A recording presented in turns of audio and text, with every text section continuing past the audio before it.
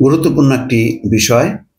মানবতা বিরোধী অপরাধে সশস্ত্র বাহিনীর সদস্যদের বিচার কেবল ট্রাইব্যুনালেই হতে পারে, অন্য কোথাও নয়, চিফ প্রসিকিউটর বলছেন।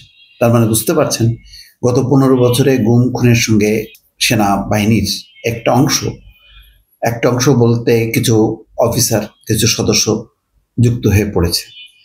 এখন এই ঘটনায় সিভিল প্রশাসনে যারা আছে, পুলিশ বা রাজনৈতিক ব্যক্তি, তাদের বিচার হচ্ছে। তারা কোথায়? তারাও তো জড়িত। আয়নাঘর তারা স্থাপন করেছে, আরো নানা কর্মকাণ্ড করেছে।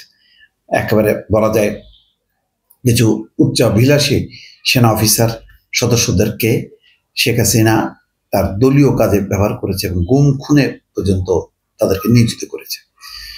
সেই খবরগুলো এখন প্রকাশিত হচ্ছে।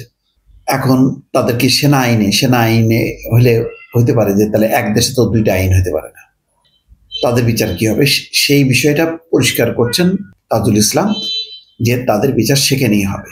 নতুবা যদি এটা বলা হয় যে যারা সেনাবাহিনীর সাথে যুক্ত ছিল, যে সমস্ত সদস্য যারা অপরাধ করেছে, মানবতা বিরোধী অপরাধ, বিভিন্ন গুম খুনের সঙ্গে জড়িত, তারা সেনা আইনে তাদের বিচার হবে, এটা ট্রাইব্যুনালে তাদের হবে না।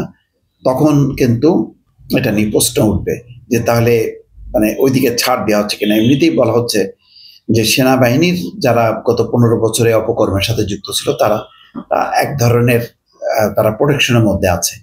অন্যরা যেভাবে একেবারে সব পর্যায়ে প্রধান বিচারপতি থেকে শুরু করে সবাই যেভাবে গ্রেপ্তার হচ্ছে, কারাগারে আছে, সেই তুলনায় কিন্তু ওই জিয়াউল ছাড়া আর তেমন কেউ কিন্তু নেই, কিন্তু অনেকেই তো যুক্ত। সুতরাং তাদের জবাবদিহির জায়গায় কোথায়, তাদের বিচারটা কিভাবে হবে, আজকে তাজুল ইসলাম সেটি উল্লেখ করেছেন। এখানে এক প্রশ্নের জবাবে সূচনা বক্তব্য উপস্থাপনের পর তাজুল ইসলামকে ট্রাইব্যুনাল প্রশ্ন করে, ডিফেন্সের উচ্চ পদে, ডিফেন্সের মানে সামরিক বাহিনীর উচ্চ পদে যারা আছেন তাদের বিচার এই ট্রাইব্যুনালে হবে নাকি অন্য ট্রাইব্যুনালে হবে, এরকম একটা প্রশ্ন এসছে।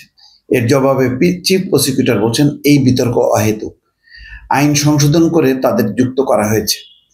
এই সময় আইনের বিভিন্ন ধারা উপধারা তুলে ধরেন চিফ প্রসিকিউটর। পরে ট্রাইব্যুনাল থেকে বেরিয়ে সাংবাদিকদের সঙ্গে কথা বলেন চিফ প্রসিকিউটর। তখন তাজুল ইসলাম বলেন, ট্রাইব্যুনাল প্রশ্ন তোলেন, তারা নানা বিষয়ে জানার জন্য প্রশ্ন করতে পারেন, কিন্তু এটা জাজমেন্টের মধ্যে উল্লেখ করার কোনো প্রয়োজন নেই। তাহলে বোঝা যাচ্ছে যে মানে তাদের এই ট্রাইব্যুনালেই বিচার হবে। এখন কারা কারা অভিযুক্ত হবেন, কাদেরকে গ্রেপ্তার করা হবে, নিশ্চয়ই এই প্রক্রিয়াটা চলতে থাকবে। দর্শক ভালো থাকবেন, আল্লাহ হাফেজ।